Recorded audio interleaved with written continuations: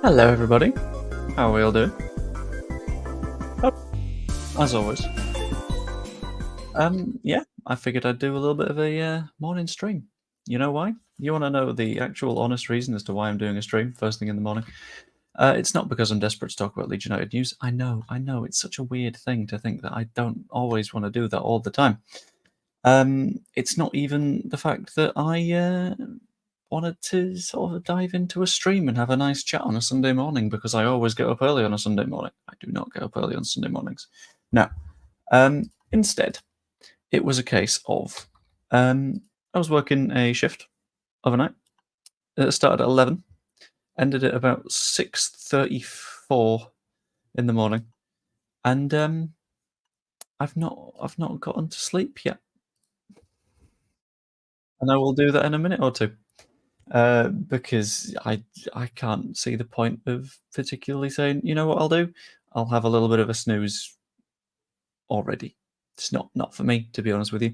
So I'd have a little bit of a chat about Leeds United news, various bits and bobs that are being discussed around the shop, including a little bit on Leeds United's free agent. That would be the Giovanni stuff. It was spotted on Friday evening, afternoon, off the top of my head. A little bit of conversation went on around that, and the fact that his signing seems to be imminent. Everyone's using that word right now because he was spotted at Elland Road in public, which sort of tells you he's not hiding it so much anymore, which is very indicative of the fact that I think a move is right around the corner for Giovanni. Even though, weirdly, I don't think it would have to be the most important of signings for us at the moment. You got to consider the fact that Tanaka and Rothwell were a really good pairing at the weekend. I say the weekend, it's still the weekend. On Friday, they were a very, very good pairing, which was fantastic. And it sort of showed that we have a little bit of solidity no matter what at the moment, which makes me feel happy and comfy and good and stuff. But it's still a good signing to have in terms of depth, I would say. Good morning, Pizzerio. How's it going? Let's hope good. You say good morning. For me, it's 7 a.m. at night, is what I would call it. So yeah, it's not ideal. After work shift be incredibly long. Thank you very much, MotoGP. But you know what I'm going to do? I'm going to hop through news now, and I'm going to pick out what's being discussed on there because it can't always be super relied upon. But we know the Giovanni stuff is roughly on point, and we'll just talk about what's going on in the world of football, shall we? In the meantime, I'm having a little bit of a throwback. I've whacked on Match of the Day in the background because you might as well, and I always lose track of what's going on in the world of the Premier League. So, Rodon picked up Tanaka. That's apparently a bit of news that's worthy of an entire article. Thank you, MOT Leeds News. Brilliant. Well done. Sixth forward leaves Leeds in out of window. Move scores on debut for new club. That's something that's quite interesting, I think. That'll be discussing Luca Thomas, who went on loan to York City. We know that Luca Thomas is a fairly good youth forward for us, and I imagine will continue to develop. And the reason that he will be at the club he is at, being York, is because the amount of development that you can do at a lower level, example, York, National League, is significant. It's going to be absolutely huge. And that is something that I think we should sort of keep an eye on. Keep an eye on how well he's doing, because I could see potentially, looking at the length of the move that he's got organised at the moment, a more long-term loan. So maybe 6 months from January to June later on, depending on if he's sort of effectively built up a little bit, you know?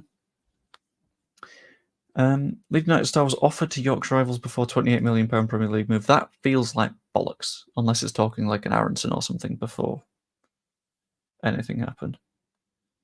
Former Huddersfield Town sporting director Lee Bromby has claimed the Terriers were offered Somerville before the wingers' first team emergence at Leeds United. That seems like balls, to be honest. That feels like someone that is trying to cover their own back and sort of make themselves look and feel a little bit more special.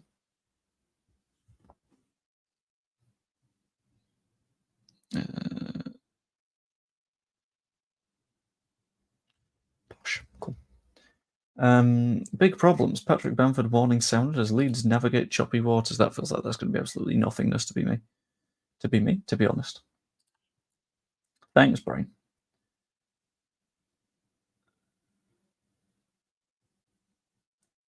Losing Pat Bamford, blah, blah, blah, blah, blah, blah, blah, blah, blah, blah, blah, blah. That's just a whole bunch of nothing. Oh, it's about Bamford injuries or something like that. I don't know. And then Don Goodman wowed by Leeds, which isn't anything that is super surprising, to be completely honest with you. Any news on why Gelhardt didn't make the bench on Friday? I don't think there's any specific news, but I think you don't necessarily need specific news. I think the equivalent of needing specific news is looking at who was on said bench. So if we go Leeds versus Sheffield United, for some reason, caps lock on. Well done, me. And you look through the bench, right? So on said bench against Sheffield United, you've got Dan James, Pat Bamford, Manor Solomon, Matteo Joseph. That's 4 very attacking options. And if you think you want 4 forward-thinking players, 4 defensive-thinking players, and a goalkeeper on your bench to sort of give you a little bit of balance in your cover just in case of any opportunities, who are you taking off that bench to have Gelhardt there instead? Is the question that I would have. And is what I think is a fairly fair question, right? Because looking at what happened last season, we know that Bamford can have a positive impact on games. We know that he's not going to do the same job as a Dan James or a Manor Solomon, and you wouldn't want to drop Matteo Joseph. I feel it's genuinely just because Gelhardt isn't of the level at the moment, because he's not. Let's be completely honest with ourselves here. A lot of the reason that a lot of people will continually back Joe Gelhardt is because, sorry, framing is a little bit weird, is because he did really, really well in that match against Norwich, right? And that is undeniable. Really, really good player in that game. And in that other match where he did quite well, sorry, it is twatting it down outside. But since then, he's not shown that he's of that standard. Under Marsh, under Allardyce, under Gracia, under Farker, under Scoobs. At no point has he properly managed to stake a claim. And I don't think that right now in that squad there was a real need for him. Outside of that, you've got Byram, who was on the bench as well. You need a fullback option. You've got Isaac Schmidt also there. Again, fullback option, but he can push into midfield. He can play in those wide midfield areas as well. Then you got DeBio and Crew, who I think are, at the moment, more promising long-term prospects than Joffy. And this is where I think it gets a little bit complicated, right? Because there is room for him on the bench if one of our other forward options isn't fit. If one of Nonto and Aronson and Ramazani and Piru and James and Bamford and Solomon and Joseph, 8 forwards, are injured, then he stakes a claim to a spot on the bench. And fair enough, he would deserve it at that point. But up until that point, it's really hard for him to make a shout. And I'm kind of glad that that's the approach we're taking. Following the approach of, well, if you've not forced your way in, why are we going to pick you? Sort of making him stake that claim rather than saying, no, okay, sure, fine, do your thing. And we'll just hope that you're good enough. Because if we're going into that match and if we're dropping anyone else, we're thinking, okay, so what's the problem here, If we're dropping Matteo Joseph at that point, you're sort of like, what's wrong with Matteo? Or if you drop Pat to the bench, everyone goes, oh, Pat's injured again, I guess, when in fact he's fine, and you've just sort of given Joffy a charity spot. And I know that, on this one, you have already agreed with me. I'm just finishing up the point. It's fine. Is it okay since Friday night I was singing da da da Farker as a wanker? I mean, there's a point at which, and this happens to everyone, and it's completely normal, we have to acknowledge that we're flawed as human beings. We make mistakes. 1 second.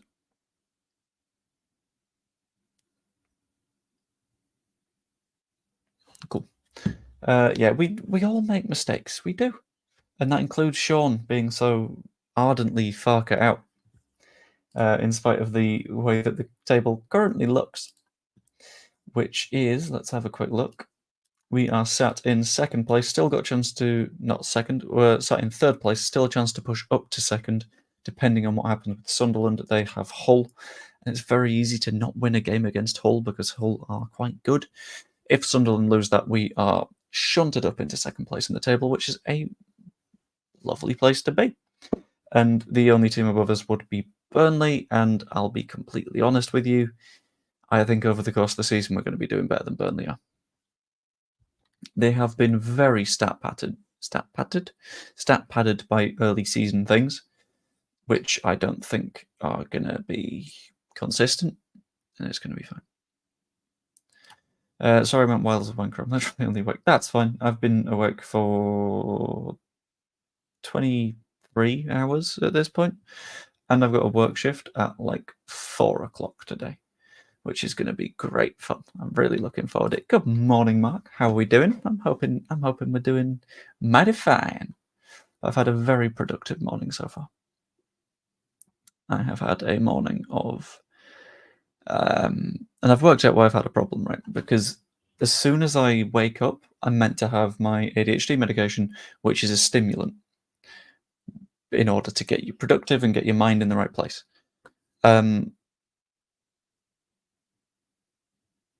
So the way that the guy phrased it to me when he was like prescribing it was, hold on, the framing is still a little bit weird. There we go. The way that he phrased it when he's prescribing it was basically as soon as you're awake after like 6 in the morning, have your medication. So I did, but now I'm realizing, oh, I had like a medical grade stimulant 2 hours ago. So I've been really productive. I've been emailing people. I've been getting work done. I've been doing like pre-work for the shift that I've got in the afternoon. It's great. Secret productivity is fantastic. Jesus wondered why you were on so early. Yeah, it's that. MotoGP was in Australia, and we have MotoGP in our bank of media rights. So I was responsible for that event. But it was nice, you know. Pretty good one.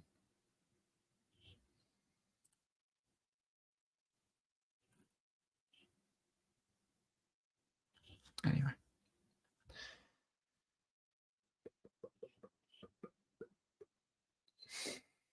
Oh, I've got a slightly itchy snoot. That's fun. But yeah. The way that I'm seeing it is I had a little bit of a look at the Watford match as well. Let's get to it.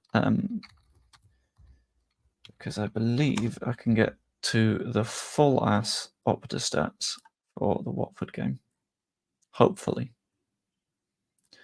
Because Watford did not have a good day. Watford got pummeled. 3-1. 3-0 by Luton. It was nice to see Melia catch a ball on Friday. That's the thing. He was catching a hell of a lot of balls before the international break, but then the issue came the one time he didn't catch a ball. But that's fine. We're past that conversation now. We're better than that.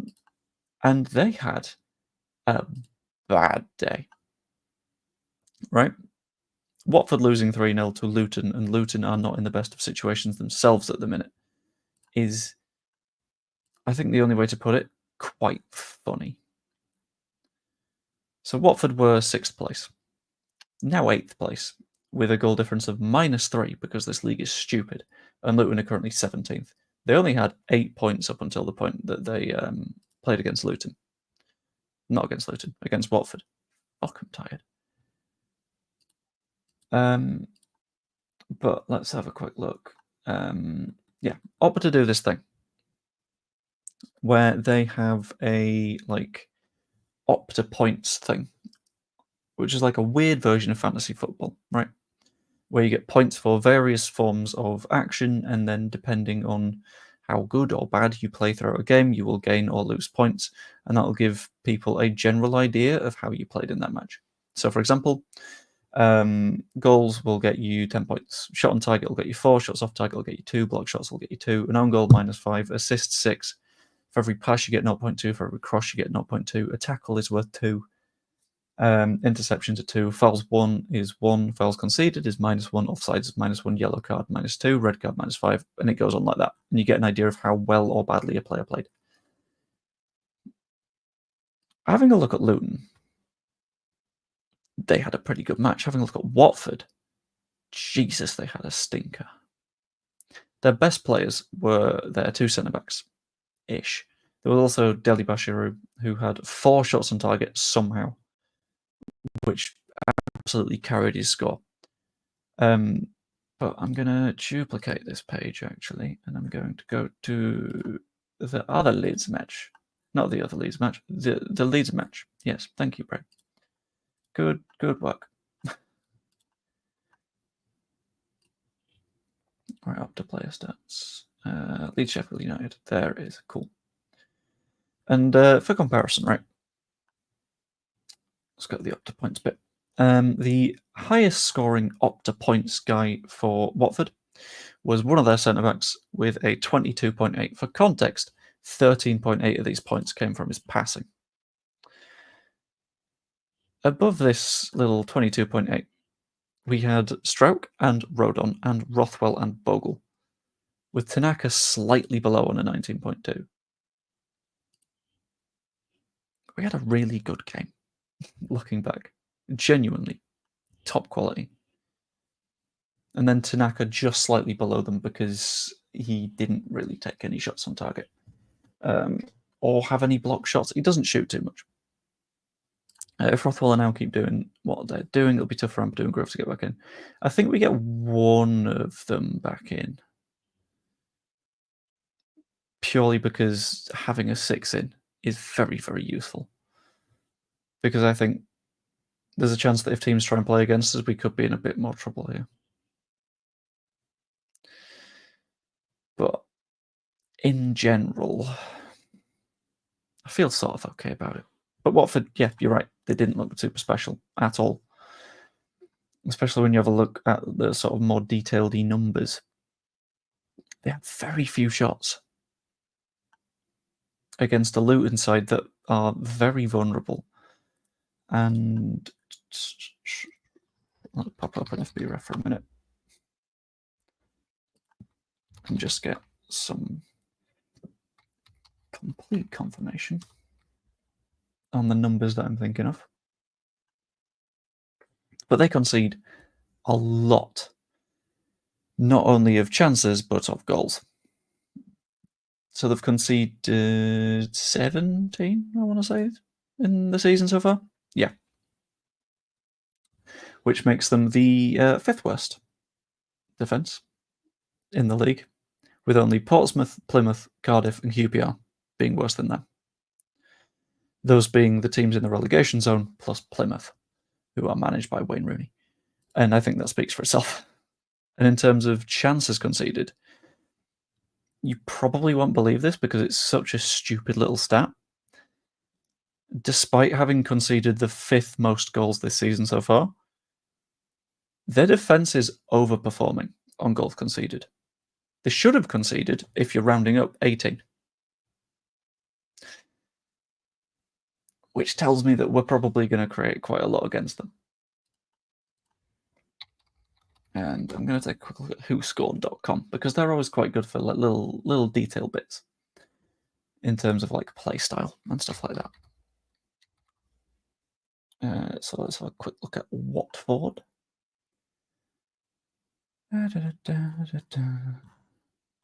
Okay, so Watford are strong with shooting from direct free kicks. That's basically bollocks, though, isn't it? Because you're not going to get that many free kicks in like shooting range very often. Please say that's Somerville that missed a sitter. I don't think so. That's fine. They got it attacking down the wings, coming back from losing positions, and protecting the lead. It's not much, is it? Realistically. Then on the other side, their weaknesses. They're weak at stopping opponents from creating chances. Largy is just very happy at the sound of that. Avoiding individual errors. Yes. Yes, I can't wait for us to play Watford. That's a weird thing that I didn't expect to say, but the fact that I'm going to like actually be at the match, which is quite rare for me at the moment, is going to make it even more good. They're bad at defending against set pieces, and we've learned that we're really, really good from set pieces now. They're bad at defending against skillful players. They're fucked. They are so done. And avoiding fouling in dangerous areas.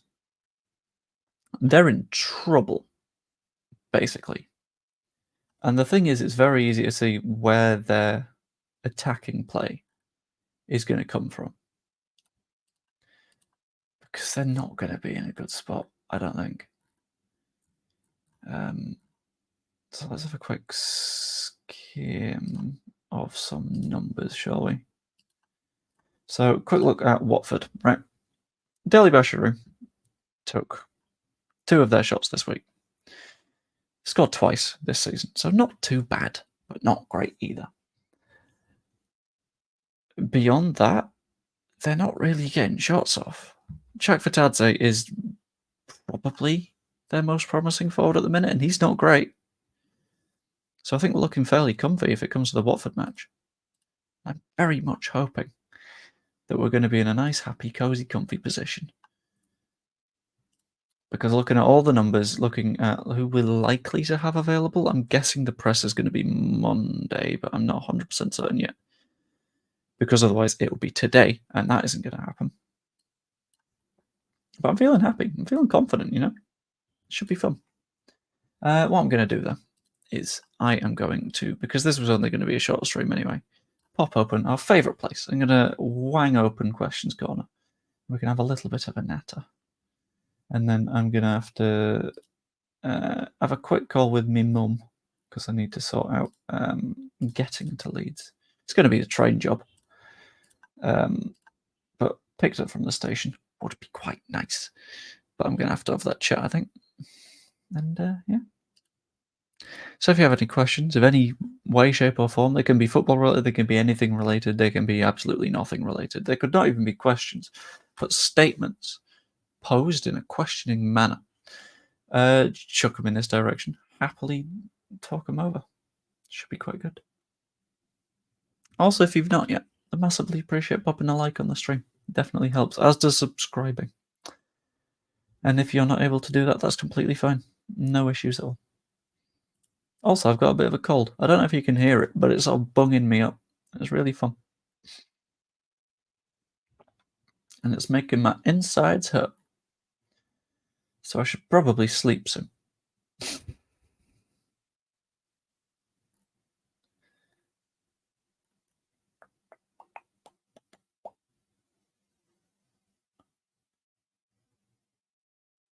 Sorry, I'm just being a bit confused by something. Although that's my natural state. I gotta be honest with you. What's your favourite movie? Ooh, there's a lot of candidates, right? So I think I've got like various like per genre favourites. So the best rom-com, and it's not close, even a little bit. About Time. There's no doubt. It is spectacular, excellent film. Best like actiony film. I'm going to go with one that not many people like. I'm going to go with Tenet. Because Tenet slaps. And if you're watching it for the plot, you're watching it wrong. Because it's just spectacle. The entire point is, this is vibes. And it's going to be good vibes throughout. And it's brilliant, and I love it for that. Such a stupid film. But it's such a fun, stupid film. And outside of that, what other genres are there? Quite like The Prestige as well. Another Christopher Nolan one, but it's very, very good. Excellently written, and baffled me towards the end. I was like, what the fuck? Who was your favourite Leeds keeper growing up? That's the weird thing, right? Because I had that phase of not like... I had that phase of not supporting Leeds for a big chunk of time. So I'll be honest, like when I was getting back into supporting Leeds, my choices were Bailey, Peacock, Farrell, Kiko Casilla, and then Melier. And then Peacock Farrell was shit. Casilla was, for some reason, my internet's just tanked, so that was very, very useful. Let me know if the quality's gone down a bit. Casilla was a big old racist, so I was sort of left with like Melier, and I like attached to him. Favorite sports film? Oh, there's a few to talk about. I think I'm gonna Google sports films, right? Because I've got a few that come to mind, but I don't want to forget anything.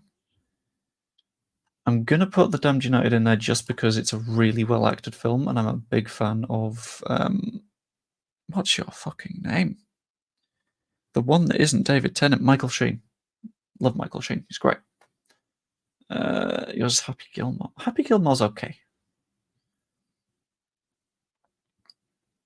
It's one that's harder to get back to, if that makes sense. I would potentially put Rush in that list. It's a really good film about F1. Genuinely incredible. Love it. So good.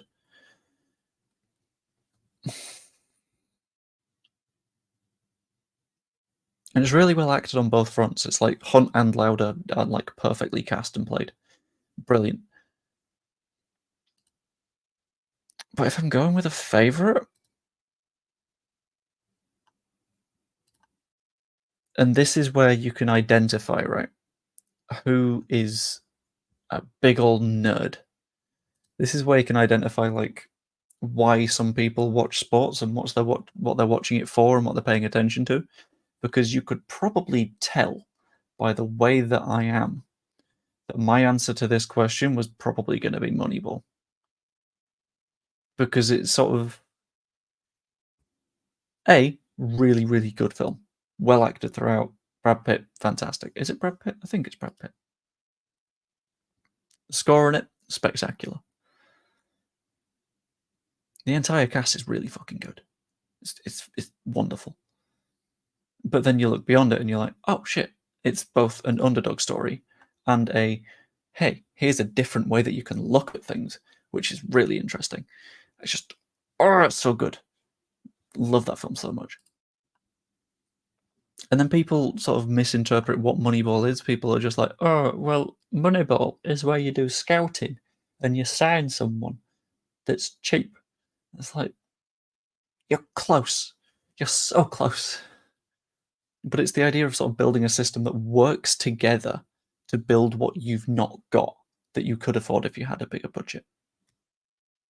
I think the specific phrase is building something in the aggregate, which I think is like really interesting and something that is like worth paying attention to.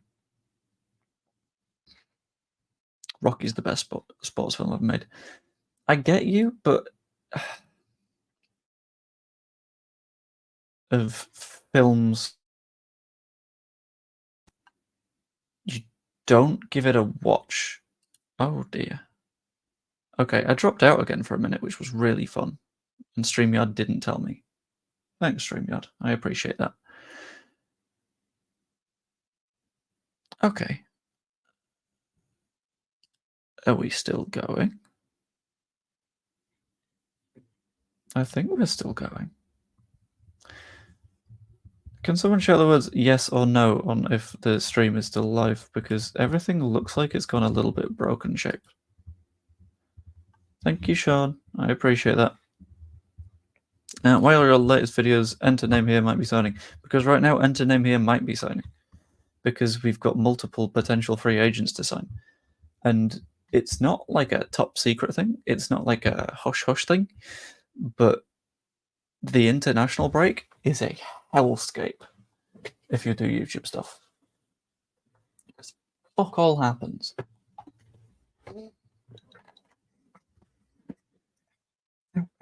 Ow. Ow. Cool. Comfy. Because you go from like... Right, the specific example that I'll use is the September international break, right? Because you've got August and everything's busy and there's transfers and everything's going on all at once and you want to make videos on absolutely everything because there's so much news and you want to cover it all because you like talking about this shit. And I do. That's why I do this, because it's interesting to me.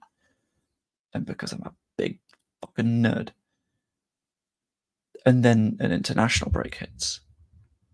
And when an international break hits, it hits like a train because nothing happens immediately after that.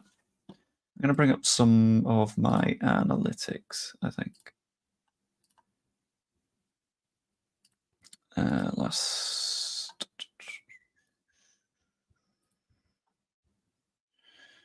Go from there, I think, 24th of August. Okay, I'll use the last week of the international window as my example, right? Not the international window, the transfer window. And then I'll take it forward a couple of weeks from there. So it covers the entire international break. Bosh. Wait, hold on, I broke it. I broke it. Send help. Cool. From there to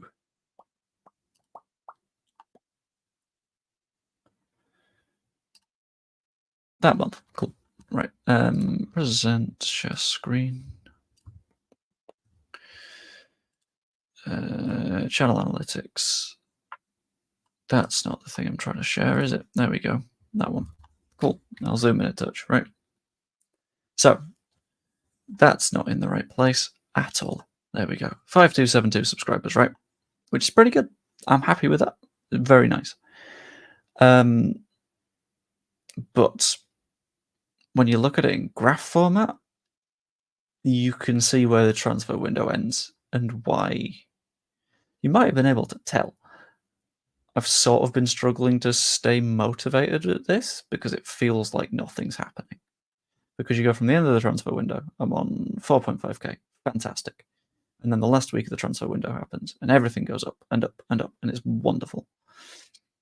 And then on deadline day, 5245. Keep that number in mind. A month later, 5253. And as much as I don't like being the person that pays attention to the numbers, there's a little bit of like a reality in the fact that you can't avoid the numbers, because that's how you do good at YouTube. You listen to the numbers and you follow the numbers and you do what works. Which is why if I switch it to the last 7 days, the numbers have gone up a bit again, because I've been doing the daily video stuff and I've been doing the like transfer newsy bits. Because if we're potentially going to be signing someone as a free agent, you might as well talk about it. But that was nerdy YouTube talk for a couple of minutes, which I'm sure nobody actually gave a shit about. But you know what? It's kind of fun. So there we go. Predictions for Hull Sunderland. Wayne Mace reckons that Hull could get a point.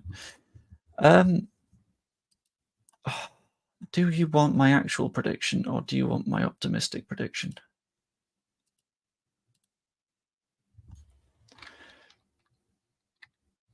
Let's whack FB Ref open. Take a quick look.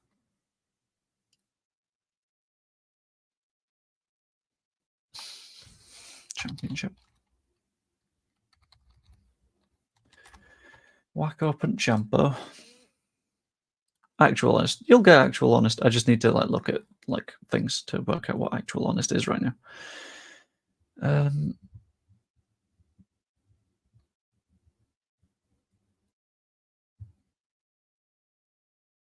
Sunderland, right?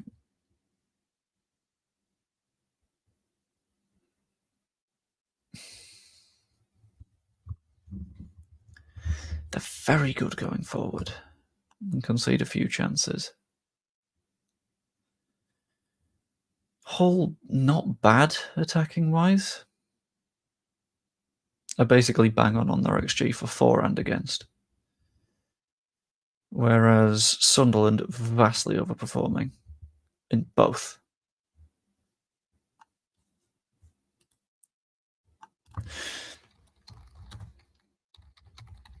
In fact, I'm going to go to an expected points table, because I have a feeling that's going to make it look like a significantly closer match than folks will be expecting.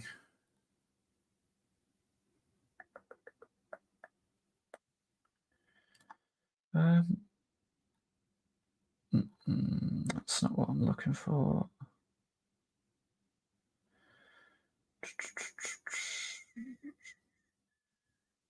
It's not expected points, though, is it? There we go.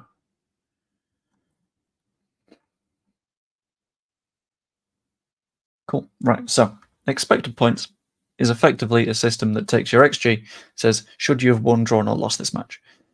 Basically, it takes, based on performance, what a result should have been. So, based on expected points to actual points, we should be 1 point better off. I don't know where that point comes from, but we should, in theory, be. Having a look at the expected points table, Sunderland are currently not in the top 2. They're down in 7th right now.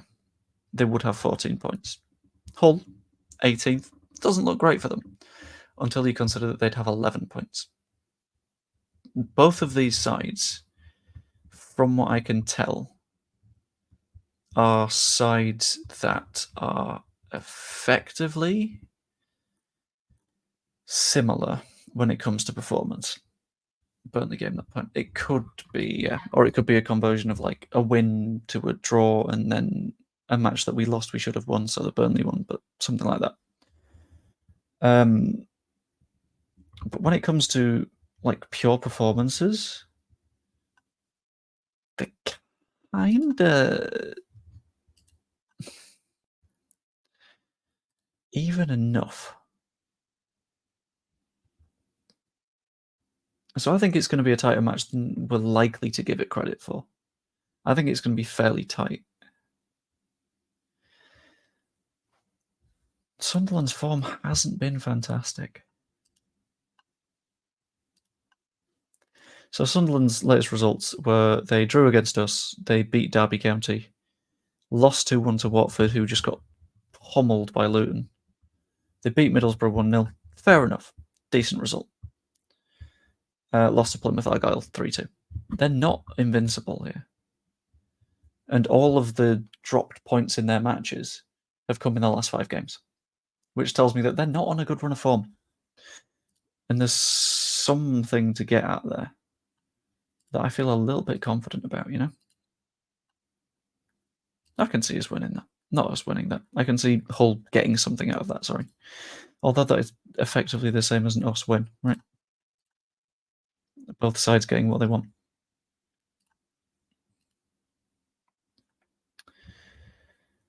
Ah, dear. But yeah, Sunderland vastly overperforming at the moment. They've got 6 more goals than they should have done. They've conceded 2 fewer than they should have done. And when you look at their goal scorers, Roman Mundell scored 3, XG of 1. Luke O'Nien scored 2, XG of 1. Wilson Isidore scored 2, XG of 1.5. My actual honest prediction for Hull versus Sunderland is that at some point, variance levels out. Things start to make vastly more sense. And I think we're hitting the point where Sunderland stop overperforming and start having problems. I reckon in the event that Hull City show up, I think Hull win that. It won't be comfy. Maybe a 2-1 or a 1-0. Like they're not going to cruise it, I don't think. But I can see Hull getting points out of that. Also interesting to note that every time Sunderland have dropped points this season, they've been against a 4-3-3. What have Hull been playing in this season so far? Wouldn't you like to know? It's a 4-3-3. So I think it'll be okay. I can see Sunderland dropping points here. But I am going to drag us back over to Questions Corner. Maybe go for another 5-ish minutes if you guys are feeling it. And then probably bring the stream to a close there, because it's been a nice morning stream. Oh, nice, the sun's up. You can always tell that you've been up for a little bit too long when that's your realization to, oh, it's daytime now. Oh, fuck.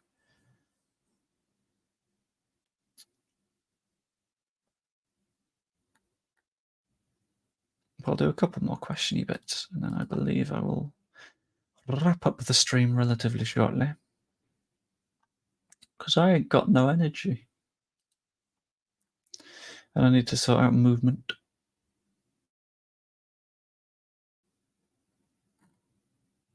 Sorry, I'm just trying to skim through a little bit of news.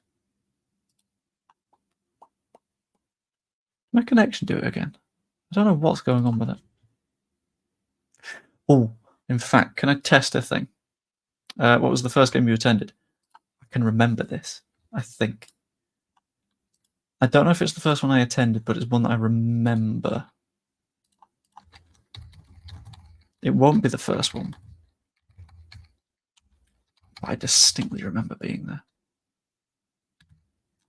Because it was a playoff match, and it was the first time I'd been there, like, in a season. It was the first season that I'd been attending.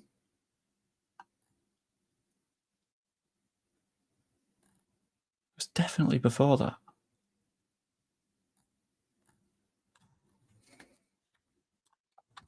Because I remember, like...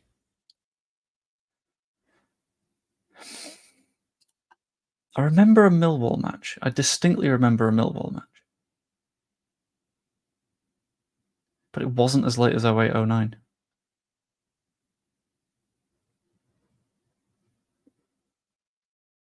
I genuinely can't remember. I'm sorry. I'm trying to remember, but...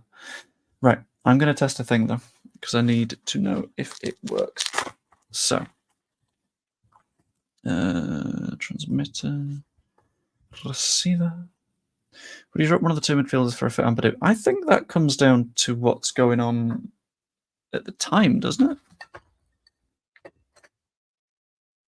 That's what I'd say. Depends on context, because we're not there yet. Please pick up the fact that I've changed a thing. Right, so check my audio. Right, I'm going to quickly change the... No, I'm not.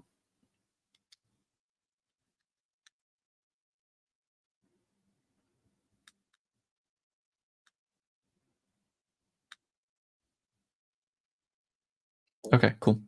I'm going to quickly change the microphone that I'm using because I'm testing it for the purposes of vloggy things that are planned for Tuesday. So what I'm going to do is I'm going to change the mic, then I'm going to wave and let me know if it's okay or not okay and all that sort of stuff, and I can work out what the problems are. But if you guys don't let me know I'm having a problem, then I can't fix it. So I'm going to change it. Okay, so I've changed that now. Is that sounding okay? Or is that sounding absolutely dreadful? Because this is the only way that I can record 2 people's worth of audio for the vlog thing that I've got planned for Tuesday. So I'm kind of relying on you guys to let me know what the sound is like here. Cool, that's good. Right. And at the same time, right, I'm going to do a little follow-up test, right?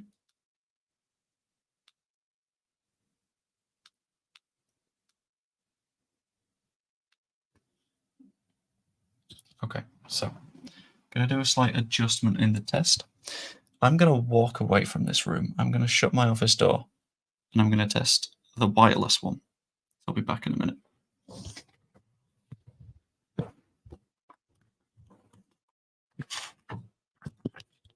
And I'll need to know if you can hear me, so let me know in the comments. Like, I'm going to say a sentence when I'm at the other side of the house, and I need one of you guys to tell me what the sentence is.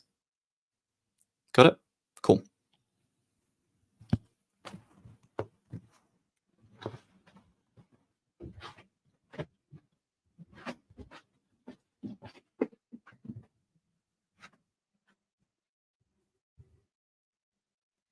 I like it when the ham sandwich man gets angry. It's very, very funny. And those are the words that I'm testing. So you guys are going to have to let me know, I guess. Cool. Back in a second.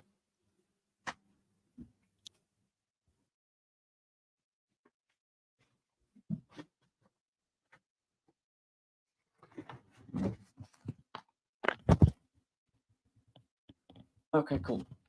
How was that? Yay, nay, somewhere in the middle. I'm gonna go back to my normal mic because this is chaos. Cool, that'll do. That's better. I like it when the ham sandwich man gets angry. Yes! Did you get the bit that I said afterwards? Because if yes, we are absolutely in business.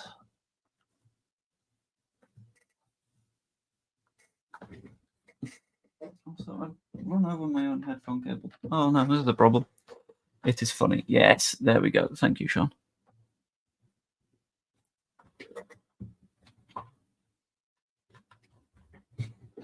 A little bit of me was tempted to pull like a. I love Daniel Parker. I always am. I always will. And I was going to get Sean to say it, but I decided against it. I thought I'd be kind, like Sean should be to Daniel Parker more often. Aha! First game was versus Fulham, September '67. Jesus, it's quite some time ago. Good heavens.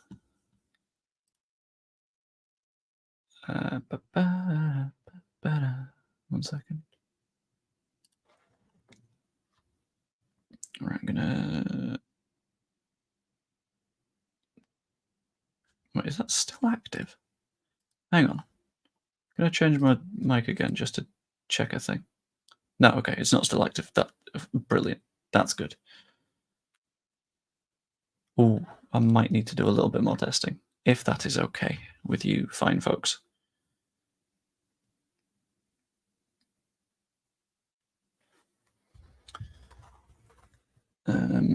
It's all for content, so it's fine. Rod Belfit's good voice. Good for Rod. I'm proud of him. Right, okay, so if I attach you here.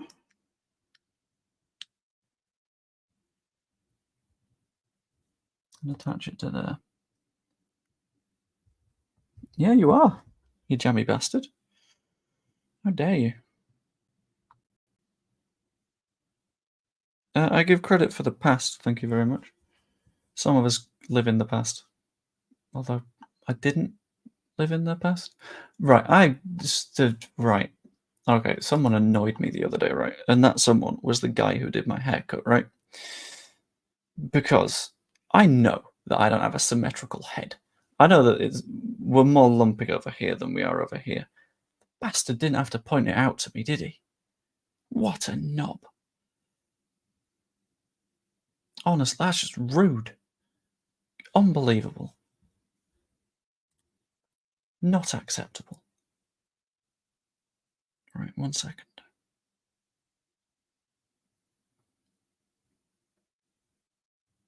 Right, what I'm going to do is I'm going to add a second me to the thingy, testing this mic out.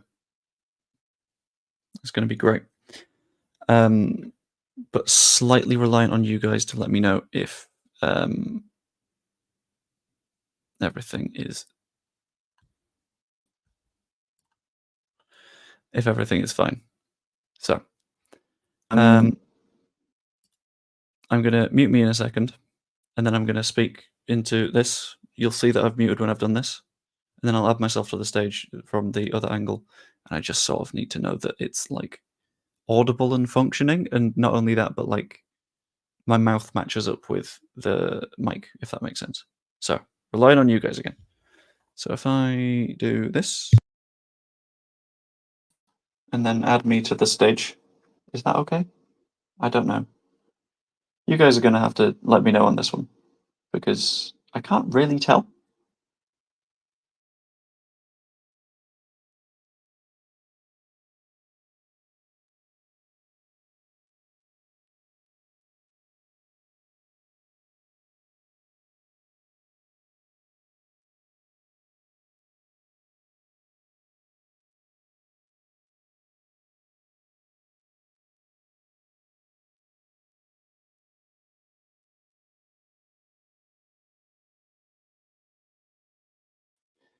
Yeah, so what happened there was my phone went into like a low battery mode. So I wasn't muted, but I was more like trapped. which is spooky. A bit Cyberman. Oh, that's not good. Yeah, the good thing on this. I'm just going to go back to this. The good thing on the echoey problem is that the echoiness isn't actually going to be a problem when it comes to recording on Tuesday, because it's quite hard to have an echo in Elland Road, which is good. But yeah, that's one idea. I have many ideas. Many ideas. What time's kickoff on Tuesday, by the way? I should probably know this, but I don't, because I'm stupid.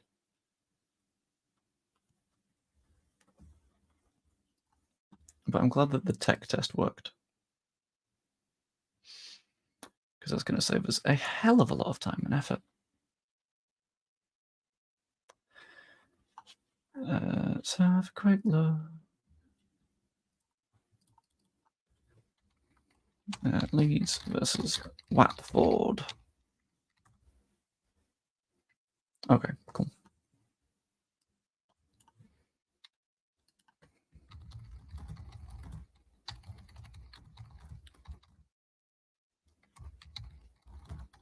So any point from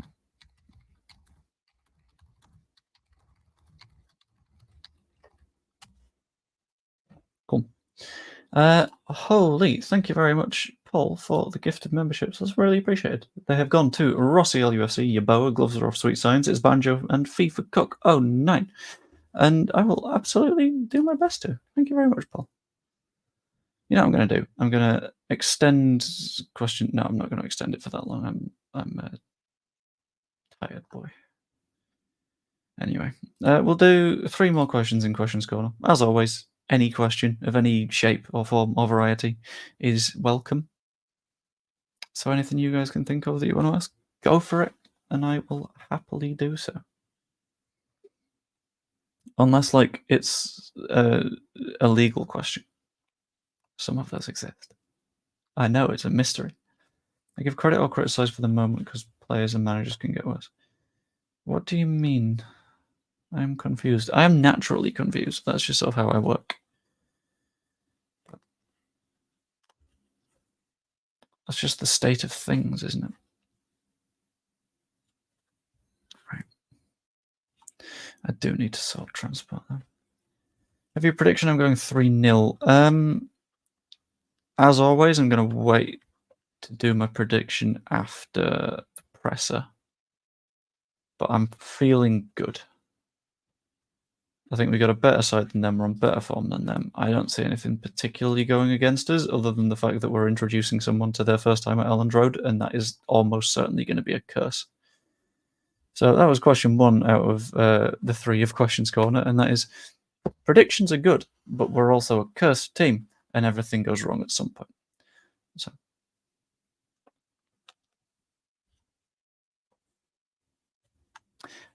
that's fair, but I tend to wait until they get bad before criticizing.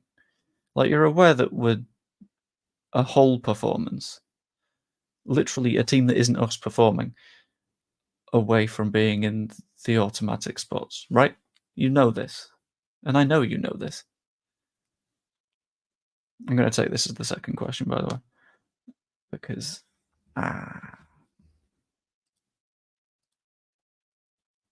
but I know that you know this. So let's acknowledge that things can be good as well as things can be bad.